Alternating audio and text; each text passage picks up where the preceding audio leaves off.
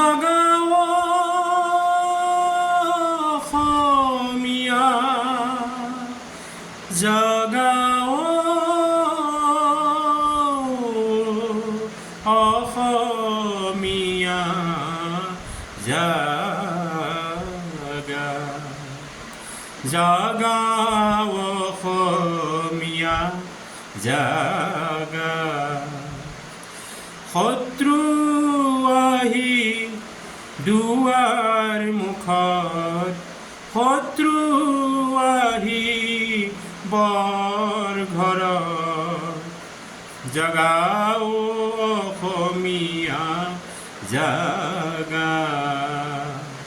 মই বৰ ধনী, মই বৰ উচ্চ জাতি, খিনি কুলীয়া নিজাতি অস্পৃশ্য, মই বৰ অহংকাৰ পৰিহৰা, জাগাও অসমীয়া, জাগা জাগা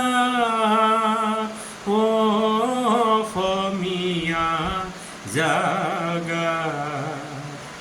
নিজৰ মতৰ ভাৱে জীয়াই থকা তোমাৰো আছে অধিকাৰ, সেয়ে যে যি ইচ্ছা কৰা নিজৰ জ্ঞানৰ অনুসাৰে, ধৰ্ম মত আচৰণেৰে নিজৰ জীৱন গঢ়ি তোলা। মাথো চাবা যাতে তুমি যি কৰিছা সেয়া মানৱীয়তা হীনতা নহয়, জাগা জাগা অসমীয়া, জাগা। বৰ ঘৰৰ মজিয়াত আজি শত্ৰুৱে বৰ পীৰা পাৰি বহে, জাগাও অসমীয়া, জাগা। উচ্চ নীচ জাত্যাভিমান এৰাও, জাগা অসমীয়া, জাগা। আমি অসমীয়া জাতি, আমাৰ ভাষা অসমীয়া সংস্কৃতি, চিৰস্নেহী আমাৰ ভাষা সংস্কৃতি, জাগা অসমীয়া, জাগা। নিজৰ মাজতে গৃহ কণ্ডল কৰি কিয় ভুৱা ঠাই ঠাই, অসমীয়া, জাগা জাগা অসমীয়া, জাগা।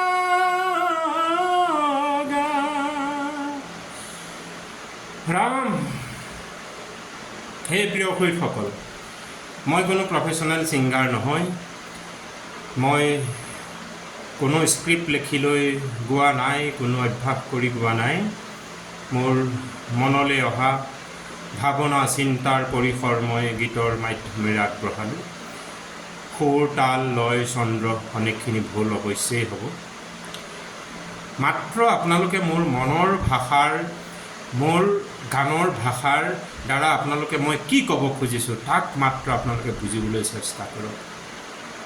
হে প্ৰিয় শহীদসকল, আমি অসমীয়া জাতি, বিভিন্ন জাতি জনজাতি জনগোষ্ঠী পাহাৰ ভৈয়াম সকলো আমি মিলি আমি বৃহত্তৰ অসমীয়া জাতি। 7 ভনী আছিল, 7 ভনী গ'ল। এতিয়া আমি যি অসম বাচি আছোঁ তাতে আকৌ ভাই ভাই ঠাই ঠাই নকৰিব শত্ৰুৱে। আমি প্ৰত্যেকে নিজৰ নিজৰ ভাষা সংস্কৃতি আমি ৰাখিও আমি যে অসমীয়া, আমি সকলোৱে মিলি যে আমি অসমীয়া, এই কথা আমি পাহৰি যাব নালাগিব। আমি সকলোৱে মিলিজুলি থাকিবই লাগিব, নহ'লে আমি যদি নিজৰ মাজতে গৃহকন্দল কৰোঁ, মই উচ্চ তই নীচ, তই নিঃকুলীয়া মই উচ্চকুলীয়া, মই সমুকীয়া মই তমুকীয়া, আমাৰ মাজতে যদি গৃহকন্দল লাগোঁ, তেতিয়াহ'লে শত্ৰুৱে আমাৰ যে মজিয়াতে আজি বৰ বিয়া পাৰি বহিলে তাক আমি বাৰুকৈ ভূক্ষেপ কৰিছোঁনে নাই বাৰু? নিশ্চয় আপোনালোকে দেখিছে অসমৰ কেইবাখনো জনজাতীয় গাঁও শূন্য হৈ গ'ল। জনজাতি আমাৰ হিন্দু সনাতন সভ্যতাৰ মানুহ তাত জনশূন্য হৈ গ'ল। আৰু তাত আজি কোন আছে? তাত আজি মই কুণ্ঠাবোধ নকৰোঁ ক'বলৈ, বিশেষ শ্ৰেণী বুলি মই নকওঁ, মই ক'ম সেয়া হৈছে বাংলাদেশী মুছলমান, বিদেশী প্ৰব্ৰজন বাংলাদেশী মুছলমানে সেয়া অধিগ্ৰহণ কৰিলে। আৰু আমাৰ জাতীয় যিখিনি ভূমিপুত্ৰ, আমাৰ জনজাতি ভূমিপুত্ৰ খিলঞ্জীয়া আমাৰ যিসকল অসমীয়া মানুহ, সেইসকল মানুহ তাৰ পৰা পলাই পত্তং দিলে। মই জাতিটো বুলি কৈছোঁ। কোনোৱে সেইসকলে গাত পাতি অৱশ্যেই নল'ব, যিসকল প্ৰকৃততে অসমীয়া মুছলমান সেইসকলে মই জানো গাত পাতি নল'ব, কিন্তু মই সেইসকলক কৈছোঁ এই জাতিটোৱে এনেকুৱা খেচেৰা জাতি, তাৰ প্ৰমাণ ইতিহাসে আমাক দি আছে। আজি হয়তো শুনি আপোনালোকৰ ভাগৰ লাগি গৈছেগৈ যে কাশ্মীৰ সেইখন আমাৰ হিন্দু ৰাজ্য আছিলে, আজি কি হ'ল? কাশ্মীৰত আজি মুছলমান হ'ল। এতিয়াও পাকিস্তানে কৈ থাকে কাশ্মীৰ তেওঁলোকৰ, সিহঁতৰ কাশ্মীৰ। আজি কেৰেলা ষ্টৰী ফিল্ম ওলাল, তথাপিতো আপোনালোকৰ বুকত সেইবোৰ কথা, এইবোৰ সঁচা কাহিনী, কোনো মানে পৰিকল্পিত মানে এটা কাল্পনিক কাহিনী নহয়, সঁচা কাহিনী। আজি কৰ্ণাটকত মই আছোঁ, কৰ্ণাটকত কংগ্ৰেছ চৰকাৰ, কৰ্ণাটকত ঠায়ে ঠায়ে যে এতিয়াও লুকা চুপাকৈ কিমান ঘটনা ঘটি আছে য'ত চৰকাৰো নিমাত।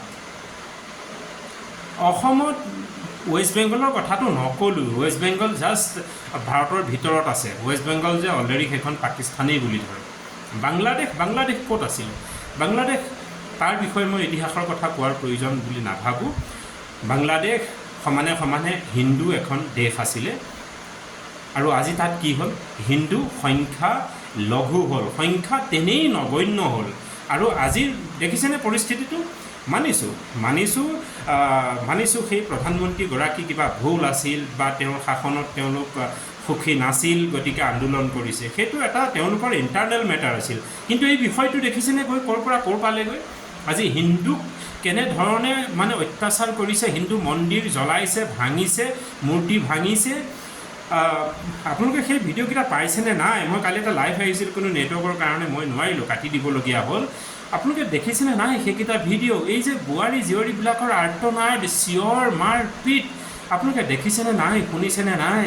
থিয়ৈ যে মানে উলংগ কৰি যে ভৰি বান্ধি যে ওপৰত কৰি ওলোমাই যে ৰেল ষ্টেচনত যে কেৱল হিন্দু মানুহক যে অত্যাচাৰ কৰিছে, সেয়া আপোনালোকে দেখিছেনে নাই? ক'ৰ একশ্যন গৈ ক'ত লাগিছেগৈ আপোনালোকে দেখিছেনে? হ'ব পাৰে সেয়া ৰাজনীতিৰ মেৰপাক, কিন্তু কি হৈছে? কিয় হিন্দুৰ ওপৰতে কিয় অত্যাচাৰ আহিবলগীয়া হ'ল? চৰকাৰ তেওঁলোকে সেইখনক বেয়া পাইছে, আন এখন চৰকাৰ হ'ব, সেইটো ৰাজনীতিৰ পলিটিক্স হ'ব পাৰে, তে চৰকাৰ গঠন কৰক, কিন্তু বাকী হিন্দুখিনিক কিয়? ইয়াত মোৰ দৃঢ় ইয়াত পাকিস্তানৰ হাত আছে, কাৰণ সেইখন ইষ্ট পাকিস্তান আছিলে, যিটো ভাৰতে তাক বাংলাদেশ দিলে। আৰু আজি পাকিস্তানে সেইখন, মই আৰু এটা ভিডিঅ' আপোনালোকক হয়তো লিংক কৰি দিম, আপোনালোকে পাইছেনে নাই? এটা সৰু, তাৰ দাড়িয়ে গজা নাই, সি কৈছে আসাম আমাৰ, ত্ৰিপুৰা আমাৰ, আৰু কি জেগা বোলে সিহঁতৰ যেতিয়ালৈকে নহয়, ভাৰতৰ পৰা সিহঁতে নাপায়, তেতিয়ালৈকে বোলে সিহঁতৰ বাংলাদেশৰ বোলে মেপখন বোলে অসম্পূৰ্ণ হৈ থাকিব। উঠ চেপিলে গাখীৰ নোলোৱা এটা বাচ্চা, আৰু সি কয় অসমখনো বোলে সিহঁতৰ। তোৰ ৰাইজ, মই ফেচবুকত বৰ বেছি কাৰোবাক গালি দিটো মানে একো লাভ নাই, সন্মুখত পালে আৰু বুজাই দিলোঁহেঁতেন সি কোন, কেতিয়া, ক'ৰ। গতিকে মই এইখিনিয়ে কথা বুজাবলৈ শিকিছোঁ। নিজৰ মাজতেই গৃহকন্দল লগা পৰিত্যাগ কৰক, আপোনালোকে ত্যাগ কৰক।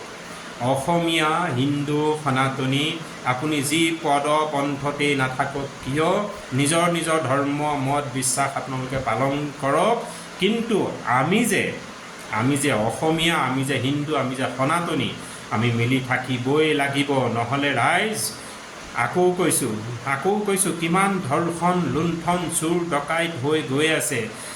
কিমানখন জনজাতি গাৰো গাঁও খালী হৈ গ'ল, তাত এতিয়া কেৱল প্ৰব্ৰজনকাৰী মুছলমানৰ গাঁও হ'ল। গতিকে ৰাইজ, চৰকাৰৰ কথা কি ক'ম আৰু, মোৰ মাথাটোৱে গৰম হৈ যায়। হিমন্ত বিশ্ব শৰ্মা, আপুনি কেৱল ফুলজাৰি মাৰাৰ বাদে কি ঘণ্টা কৰিছে কওক। ৰাইজ, মই এইখন মুখেৰে কৃষ্ণ কৃষ্ণ জয় গুৰু শংকৰ কোৱাৰ মানুহজনৰ মুখত আপোনালোকে ক'ৰবাত ওখ শব্দ শুনিলে দুখ দাই নধৰিব। চাওক, ভকতৰ লগত ঈশ্বৰৰ কথা পাতোঁ, মই ভকতি ভাৱেৰে কথা পাতোঁ। আৰু যেতিয়া দেশ মাটিৰ স্বজাতিৰ কথা আহি পৰে, যেতিয়া আত্মসন্মান আত্মস্বজাতিৰ কথা আহি যায়, তেতিয়া কিন্তু আৰু ৰক্ষা নাই। আমি হৰি ভকতিও কৰিব লাগিব, আমি যুদ্ধও কৰিব লাগিব। যুদ্ধ কৰিব হ'লে আমি তীক্ষ্ণ অস্ত্ৰ তুলি ল'বই লাগিব। চাওক আজি কি হৈছে, আজি বাংলাদেশত কি হৈছে। বাংলাদেশৰ হিন্দুবোৰৰ অত্যাচাৰ বিননি আপোনালোকে শুনিছেনে নাই? আৰু সেই একেটা পৰিৱেশেই অসমত যে নহ'ব তাৰ কি মানে আছে? আপোনালোকে কেতিয়াবা কথাটো ভাবি চাইছেনে নাই? কিমান আৰু কেৱল আপোনালোকে কেৱল নিজক লৈ ব্যস্ত থাকিব। অলপ চকুকেইটা মেলি বুকুখন আপোনালোকে খুলি বাহিৰলৈ চাওক, ইতিহাস চাওক, কি হৈছে। ভাৰতৰ জনসংখ্যা এতিয়াও আমি মানিছোঁ সংখ্যাগৰিষ্ঠতাত আছোঁ। আৰু এই যে আমাৰ হিমন্তই বাৰু কৈ আছে এই যে এইটো অপ্ৰিয় নহয়, এইটো প্ৰিয়, মানে সঁচা কথা। আৰু অলপ দিন আপোনালোকে চাওক, আজি যিটো বাংলাদেশত হৈ আছে, আজি যিটো ৱেষ্ট বেংগলত হৈ আছে, মূৰ তুলি হিন্দুৱে কথা ক'ব নোৱাৰে। আজি ৱেষ্ট বেংগলত যিটো মাৰ খাইছে, মন্দিৰ ভাঙিছে, তাৰ পৰা ভাগি পলাবলগীয়া হৈছে, সেই পৰিস্থিতি অসমত অতি শীঘ্ৰে যে হ'ব সেইটো ধুৰুপ। গতিকে আমি কি কৰিব লাগিব? আজি চৰকাৰ পাতি দিয়া হৈছে যে তেওঁলোকে কিবা এটা কৰিব। আমাৰ সনাতন সভ্যতা, আমাৰ ভাৰতীয় সনাতন সভ্যতা, আমাৰ অসমীয়া সংস্কৃতিক তেওঁলোকে বাহাল ৰাখিবৰ কাৰণে উপযুক্ত কানুন আনিব, আমাৰ দেশ মাতৃক, আমাৰ জাতিক ৰক্ষা কৰিব। কিন্তু দেখা গৈছে তেওঁলোকে একমাত্ৰ কেৱল নিজৰ গাদীৰ পিছত কেৱল লাগি আছে। তাত বাদে এই দুটা ৰাজ্যকাল তেওঁলোকক দিয়া হ'ল। কি কৰিলে তেওঁলোকে? কি কৰিলে মই সুধিছোঁ। NRC কথা কোৱা হৈছিলে। NRC তেওঁলোকে এই কাৰণেই নকৰিলে, কেৱল ৰাইজৰ প্ৰবল প্ৰতিবাদত NRC তেওঁলোকে কৰিলে, কেৱল কৰোৰ টকা লছ কৰিলে, তাত বাদে একো ঘটিতো নকৰিলে। কাৰণ NRC তেওঁলোকে এই কাৰণেই কৰিবলৈ ইচ্ছা কৰা নাছিল। NRC কৰিলে সকলো বিদেশী ওলাই পৰিব, আৰু বিজেপি চৰকাৰে সকলো বিদেশীকেই উলিয়াই পঠিওৱা তেওঁলোকৰ ইচ্ছা নাই। যাৰ কাৰণে তেওঁলোকে বলবৎ কৰিলে, মানে হিন্দুসকল আদি অন্যান্য যিসকল আমাৰ ভাৰতত নাথাকে আৰু আজি ক'লৈ যাব? কাৰণ বাহিৰততো তেওঁলোকে বিতাড়িত হৈছে ন, সেইটো ময়ো স্বীকাৰ কৰোঁ। ক'লৈ যাব? আৰু সেইকাৰণে তেওঁলোকে NRC আনিব নোখোজিলে, বিনিময়ত আনিছে। আৰু আমি কিয় নামানিছিলোঁ? কাৰণ আমাৰ চিধা কথা দেই, বেলেগ মানুহখিনি ক'লেও নাযায়। মই নাই মনা নামানো কৈ আহিছোঁ, কিন্তু মই আজি ৰাইজ, মোৰ হৃদয়ে কান্দিছে। কালি মই ৰাতি 2টা বজালৈকে শুব পৰা নাই। যেতিয়া বাংলাদেশত হিন্দুৰ যেতিয়া নিৰ্যাতিত হৈছে, চিঞৰ আৰ্তনাদ যেতিয়া শুনিছোঁ, হিন্দু মহিলাৰ যুৱতীৰ আৰ্তনাদ যেতিয়া শুনিছোঁ, মই শুব পৰা নাই। ৰাতি 2টা বজাত মই লাইভ আহিছিলোঁ যে আপোনাৰ সৈতে মই কথা পাতোঁ, কিন্তু সকলো শুই থাকিলে। ৰাইজ, এই পৰিৱেশটো আপোনালোকে চিন্তা কৰকচোন। আমি NRCখন কৰিব দিছিলোঁ, বিজেপিয়ে নকৰিলে। কৰিলে আৰু, কিন্তু তাৰ কোনো কাম নোহোৱাকৈ কৰিলে। যে কাৰণ NRCখন হ'লেই হিন্দু বাংলাদেশীখিনিও ওলাই পৰিব, কিন্তু বিজেপি চৰকাৰৰ কথা আছিলে তেওঁলোকে হিন্দুখিনিক আনিব, ৰাখিব। গতিকে NRC নকৰিলে। ৰাইজ, মই মোৰ ফালৰ পৰা এটা আপিল কৰিছোঁ, এইখিনি বাৰু ক'লেই যাব। এই যে হিন্দুখিনি বাৰু আজি বাংলাদেশত, কালিলৈ সেই একেটাই পৰিস্থিতি আহি ৱেষ্ট বেংগলত হ'ব। আজি বাংলাদেশ, কাইলৈ আমাৰ ভাৰতবৰ্ষৰে ৱেষ্ট বেংগলত হ'ব। সেই কথাটো ৱেষ্ট বেংগলৰ বঙালীখিনিও সেই একেই দশা হ'ব। তাৰ পৰা পলাব লাগিব। তাৰ পৰা পলাই ক'ত যাব? আকৌ ওচৰীয়া আমাৰ ঠাইলৈকে আহিব। এতিয়া আমাৰ অসমতে আজি পৰিস্থিতিটো যি হ'বলৈ গৈ আছে, তাকতো চিন্তা কৰক। আজি সেই বঙালীখিনিক যেতিয়া তেওঁলোকে মাৰপিট খাইছে, মানে তেওঁলোকৰ অত্যাচাৰ হৈছে দেখি মোৰ হৃদয় কান্দি গৈছে। আৰু মই কৈছোঁ যে তেওঁলোকক আহক, আনিব দিয়ক, আহিব। ভাৰতলৈ নাহি আৰু সেই হিন্দুখিনি ক'লৈ যাব? ক'ত পাব ঠাই? হয় তেওঁলোকে ধৰ্ম গ্ৰহণ কৰিব লাগিব, তেওঁলোকৰ তাত ভ্ৰষ্ট যাব লাগিব, আৰু নহ'লে তেওঁলোকক মাৰি পেলাব। আৰু তেওঁলোকৰ আৰ্তনাদত মই কালি অসহ্য হৈ মই কৈছোঁ যে তেওঁলোকক ভাৰতলৈ আহিবলৈ দিয়ক, অন্ততঃ অসমলৈকে আহিবলৈ দিয়ক, খালী জেগা আছে আহিবলৈ দিয়ক, জীয়াই থাকিবলৈ দিয়ক। তেওঁলোক আমাৰ এই হিন্দু সনাতন সভ্যতাৰ সংস্কৃতিৰ মানুহ, আমি মকামিলাকে জীয়াই থাকিব পাৰিম। কিন্তু আমাৰ চিন্তা ইহঁতৰ মাজতে এই যে এটা চুতীয়া চালা হাৰাম জাদা প্ৰদীপ ৰয়, দত্ত ৰয় আৰু কোন ঘণ্টা যে কিছুমান বাংলা ফেডাৰেশ্যন যে লেওৰাহঁতৰ কথা কৈছোঁ, তহঁতৰ ফেডাৰেশ্যনবিলাকত এতিয়া ক'ত ফেদা খাই খাই বহি আছ? এই যে হিন্দুবিলাকে যে বাংলাদেশত যে এতিয়া মাৰ খাই আছে, অত যে আৰ্তনাদ চিঞৰ, তহঁতৰ ক'তো দেখোন শ্লোগান এটা নাই, তহঁতে ক'তো দেখোন একো এটা আৱাজ দিয়া নাই। কিয় দিয়া নাই? অসমত তহঁতক কোনে কি কৰিছে? নাই কৰা নহয়। তহঁতে অসমত আছ, অসমত খাইছ, হাগিছ, মুতিছ, জীয়াই আছ, অসমৰ ভাষা সংস্কৃতিটো মানি ল'বলৈ তহঁতে ইমান টান পাওঁনে? সেইকাৰণে আমি কা বিৰোধ কৰিছিলোঁ যে আমি কা নামানো। আমি কা এইকাৰণে নামানো কাৰণ ইতিমধ্যে তহঁতে ভাষা আন্দোলনত আমাৰ অসমীয়া মানুহক বহুতকে মাৰি থৈছ, বহুত নাগুল কৰি থৈছ। গতিকে আমি তহঁতক মানে হিন্দু হোৱা স্বত্বেও তহঁতক মানে চকুৰ আগতে কোনোবাই যদি পিটি শেষ কৰিও দিছে, আমাৰ অন্তৰত একুৰা জুই জ্বলি থাকে, বুজিছনে? কাৰণ তহঁত হিন্দুটো, আৰু সেই জুইকোৱা আমি মানে এফালে জানো ঢাকি থৈ আমি চাই থাকিবলৈ বাধ্য হ'বলগীয়া হৈছে। কাৰণ তহঁত খাই পাত ফলা নিমখ হাৰাম তহঁতে আজি কিয় ভেউ কৰা নাই? তহঁতে কিয় ভেউ কৰা নাই মই সুধিছোঁ। আজি যেতিয়া বাংলাদেশত সেই হিন্দুখিনিক যেতিয়া অত্যাচাৰ কৰিছে, তহঁতৰ দল সংগঠন ফেডাৰেশ্যনবিলাক ক'লৈ গ'লি তহঁত? গতিকে সেইকাৰণেই তহঁত হিন্দু হোৱা স্বত্বেও আমি হিন্দুৱে তহঁতক আঁকোৱালি ল'বলৈ ইচ্ছা নাই কৰা, আৰু সেইকাৰণে আমি কা নামানো বুলি কৈছিলোঁ। কিন্তু কালিৰ যিবোৰ পৰিস্থিতি দেখিছোঁ, মোৰ অন্তৰে কান্দি উঠিছে। মই কালি কৈছিলোঁ যে তোমালোক আহা অসমতে থাকাহি, আৰু ক'লৈ যাবা তোমালোক? কিন্তু তোমালোকৰ জানো সেই কুকুৰৰ বেকা নেগুডাল জানো কোন হ'ব? তোমালোকৰ পোকৰটো জানো কেৱল চেলেকিবলৈ এৰিবা?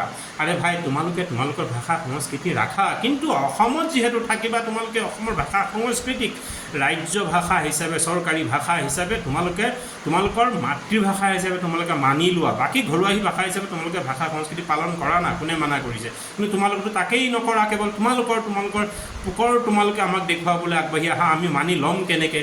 গতিকে আজি যদি হৃদয়ে কান্দিছেও মোৰ, তথাপিও মই ক'ৰবাত যেন হৃদয়ত পাৰ্থ বান্ধি থৈ পেলাই মই ক'বলৈ খোজোঁ যে আমি নামানো। কিন্তু মই কৈছোঁ, হে ৰাইজ, অলপ সদয় নয়নেৰে চাওক, কাৰ প্ৰতি আৰু ওজৰ আপত্তি নকৰিব। এইখিনি আমাৰেই হিন্দু সনাতনী মানুহ, ইহঁত ক'লৈ যাব? কোন দেশলৈ যাব? কোনে ঠাই দিব? আজি তেওঁলোকৰ যি আৰ্তনাদ চিঞৰ আপোনালোকে শুনিছেনে নাই নাজানো। তেওঁলোকক আহিব দিয়ক, অসমতে ঠাই দিয়ক। আৰু মই আশা কৰোঁ এই বঙালী মানুহখিনিও যাতে, এই বিদেশী হিন্দু মানুহখিনিও যাতে বুজি পায় যে এইখন অসমৰ ভাষা সংস্কৃতিৰ লগত আমি মিলি যাব লাগিব। আৰু যদি তেনে কৰি লয়, তেতিয়াহ'লে আমাৰ ক'তো আপত্তি নাই, মকামিলাকে আমি থাকিব পাৰিম। গতিকে পিছৰ কথাটো আহিলোঁ। আজি তেওঁলোকৰ দৰদত আমাৰ দৰদ উপজিছে, কাৰণ তেওঁলোক মানে নিৰপৰাধী, নিৰ্দোষী, আৰু তেওঁলোক অত্যাচাৰ মানে পীড়িত হৈছে, তেওঁলোক অত্যাচাৰৰ সন্মুখীন হৈছে, তেওঁলোক সংখ্যালঘু হৈ পৰিছে। গতিকে তেওঁলোক আৰু তাত মৰি থাকিব, তাত থাকিলে চিঞৰ তেওঁলোক আৰু তাত থাকিব নোৱাৰে, তেওঁলোক তাৰ পৰা পলাই আহিব লাগিবই, নহ'লে মৰিব লাগিব তাত। আৰু যিটো আমি সহ্য কৰিব নোৱাৰিম, আমাৰ হিন্দু ভাই বন্ধুবিলাক যেতিয়া তাত মৰিব, তাত যেতিয়া ধৰ্ষিতা হ'ব, নিৰ্যাতিতা হ'ব, আমি নিজক সহ্য কৰিব নোৱাৰিম। গতিকে আহিবলৈ দিয়ক। আৰু মই ৱাৰ্ণিং দি পেলাই কওঁ, তোমালোক তাৰ পৰা আহি ইয়াত যাতে তোমালোকৰ ঠিকানে চেলোৱা।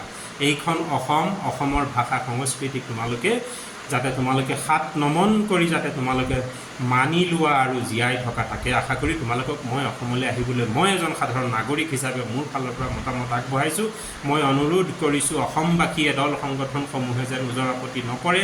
আমাৰ সনাতন হিন্দু সভ্যতাৰ ভাই বন্ধুসকল অসমলৈ আহক, অন্যথা তেওঁলোক তাত মৰি শেষ হৈ যাব। আৰু বেছিদিন নাই, আপোনালোকে হয়তো বাতৰিও নাপাব, কাৰণ সকলো শেষ হৈ যাব। ইতিহাস সাক্ষী আছে, মুছলমানে হিন্দুক কি অত্যাচাৰ নাগতি নাশাং কৰা নাই, সেয়া আৰু মই কোৱাৰ প্ৰয়োজন নাই। আপোনালোকে ইতিহাস নিশ্চয় জানে, মুছলমানৰ ক্ৰূৰতা, আতংকবাদীৰ তেওঁলোকৰ ক্ৰূৰতাৰ কি মানে তেওঁলোকৰ আচুৰ, সেয়া আৰু মই কোৱাৰ প্ৰয়োজন নাই। এতিয়া আহিছোঁ আমাৰ অসমৰ কথা। অসমো যে অতি সোনকালেই যে বাংলাদেশ নহয়, ইষ্ট পাকিস্তান, এই উঠ চেপিলে গাখীৰ ওলোৱা সেই পোৱালিটোৱে যে কৈছে, আসামো আমাৰ, ত্ৰিপুৰা আমাৰ, ৱেষ্ট বেংগল আমাৰ, মানে যেতিয়ালৈকে নহ'ব তেতিয়ালৈকে হেনো বোলে তেওঁলোকৰ বাংলাদেশৰ বোলে মেপখন বোলে অসম্পূৰ্ণ হৈ থাকিব। অসমো হেনো বোলে ৱেষ্ট মানে পাকিস্তান বৰ্তমানৰ বাংলাদেশ তেওঁলোকৰ হয় হেনো বোলে হ'ব হৈ কৰিহে এৰিব। এইটো কেনেকুৱা কথা কৈছে? আপোনালোকে এইবোৰ বাতৰি পাইছেনে নাই? কেৱল ভাত মাছ খোৱা আৰু এইবিলাকতে টাইম পাছ কৰি কটাব নে কথাবোৰ আপোনালোকে ভাবিব? চাওক, মই পাগল হোৱা নাই, মই পাগল হৈছোঁ বুলি ধৰি লওক আপোনালোকে। যিটো কথা মই আজি কৈ আছোঁ এইটো 100% সত্য কথা। মই কোনো ৰাজনীতিৰ মানুহ নহয়, মই কোনো দালালি নহয়, মই সঁচা কথা কৈ আছোঁ, উপলব্ধিৰে মই কৈ আছোঁ, ইতিহাস সাক্ষী, এইটো সত্য কথা। আৰু বেছিদিন নাই, অসমত ভাল মুছলমান অসমীয়া মানুহ আছে, সেইখিনি মানুহক আমি সদায় আপোন কৰি ৰাখিছোঁ। কিন্তু তাৰ মাজতো যে এই যে মানে বদমাছ নাই, তাক আমি কেতিয়াও নুই কৰিব নোৱাৰোঁ। কিন্তু অধিক সংখ্যকেই যে আজি যে বাঁহ ল'লে আৰু অসমতে থাকি আজি মন্ত্ৰী সাংসদ MLA হৈ থকাবিলাকে যে সিহঁতৰ দৰদত যে ইয়াত যে প্ৰতিবাদ কৰে, কথা কয় সংসদত সদনত, যে সেইখিনিকো চিনি লওক। আৰু মই এটা কথাই কওঁ, চাওক, এইটো সত্য কথা, এইটো সত্য কথা। আপোনাৰ জীৱনটো হয়তো যেনে তেনে পাৰ হৈ যাব, আপোনাৰ হয়তো সতি সন্ততি নিশ্চয় আছে, প্ৰজন্ম। আপুনি ক'ত থৈ যাম বুলি ভাবিছে? ক'ত থৈ যাম বুলি ভাবিছে? কাৰ আশাত থৈ যাম বুলি ভাবিছে? আপোনাৰ চাৰিওফালে যেতিয়া বিধৰ্মীয়ে ভৰি থাকিব, আপোনাৰ সতি সন্ততিয়ে প্ৰজন্মই হয় ধৰ্ম পৰিৱৰ্তন কৰিব লাগিব, নহয় ধৰ্মভ্ৰষ্ট হয়। তেওঁলোক যদি অকণমান যদি নিজৰ মানে কি বুলি কয় তেজত যদি নিজৰ আত্মস্বাভিমান আছে, তেতিয়াহ'লে তেওঁলোক আত্মজাহ দি যাব লাগিব, নহ'লে তাত বাদে। আৰু বেছিদিন নাই, এয়া হ'বই খাটাং। যদি আপোনালোকে তাকে বিচৰা নাই, কেৱল ল'ৰা ছোৱালী তুলি থৈ গ'লে নহ'ব। সিহঁতক সৰ্বতো প্ৰকাৰে ইতিহাসৰ জ্ঞান দিয়ক, যুদ্ধৰ বিদ্যা জ্ঞান দিয়ক, তেওঁলোকক চতুৰ কৰক আৰু সজাগতা কৰক। হিন্দু একত্ৰত সকলোকে জীয়াই থাকিবলৈ শিকাওক। আৰু নিজৰ এই যে মাটি বাৰী বিক্ৰী কোনো কাৰণতে নকৰিব মুছলমানক। যি আছে অতীতৰ পৰা আছে, থাকিব দিয়ক। মাটি বাৰী বিক্ৰী নকৰিব। আৰু তেওঁলোকৰ যিটো প্ৰব্ৰজন, এই ব্যৱস্থাটো বন্ধ কৰিব লাগে। চৰকাৰক বাধ্য কৰক, আমাৰ আন্দোলন কৰক, ৰাইজ এই ক্ষেত্ৰত আন্দোলন কৰক। বিজেপি চৰকাৰ, হিমন্ত বিশ্ব শৰ্মা, মই আপোনাকেই পোনপটীয়াকৈ কৈছোঁ, আপুনি আপোনাৰ এটা ল'ৰা এজনী ছোৱালী দুনিয়াভৰ মাটি বাৰী সা সম্পত্তি গোটাইছে, আপুনি হয়তো ক'ৰবাত গৈ থাকিবগৈ। কিন্তু আপুনি কি ক'ম, আপোনাক কিয় আমি ৰাজগাদ দি দিছিলোঁ বাৰু? আপুনি কি কৰি আছে মানে?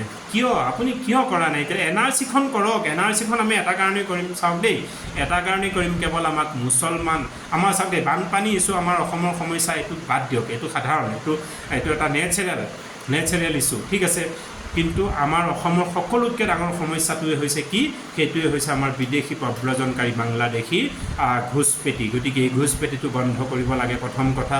দ্বিতীয় কথা, যিখিনি ঘোষপেটী সেইখিনি NRCৰ দ্বাৰা আমি তেওঁলোকক চিনাক্তকৰণ কৰি তেওঁলোকক উলিয়াই পঠিয়াব লাগে, নহয় তেওঁলোকক মাৰি পেলাব লাগে।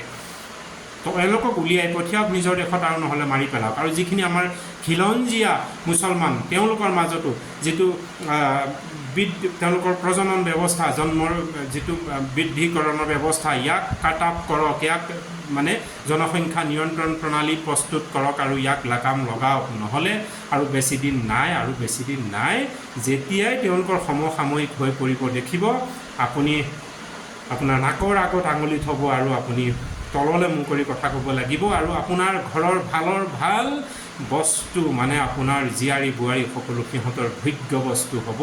আৰু আপুনি জীয়াই আৰু কিবা ক'ব লাগিব নেকি? আপোনালোকক কি কৰি আছে? নিজৰ ভাতৃৰ মাজতে কাজিয়া পেচালবোৰ বাদ দিয়ক।